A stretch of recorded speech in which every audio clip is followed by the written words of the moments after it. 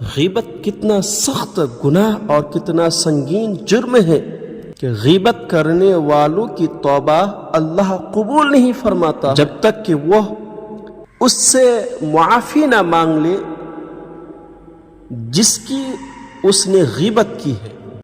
اگر ہم نے کسی کی غیبت کی ہے اور وہ انتقال کر جائے تو پھر سوچئے کہ ہمارا کیا ہوگا۔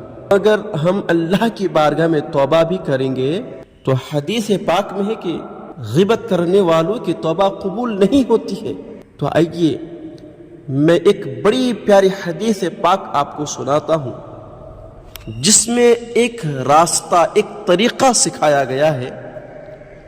اللہ کے رسول صلی اللہ تعالی علیہ وسلم ارشاد فرماتے ہیں کہ غیبت کے کفارہ میں سے یہ ہے کہ تو اس کے لیے دعائے مغفرت کرے جس کی تو نے غیبت کی ہے۔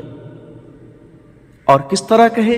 اللہ کے رسول صلی اللہ علیہ وسلم نے فرمایا اللہم اغفر لنا ولہ، اے اللہ ہم کو اور اس کو بخش دے۔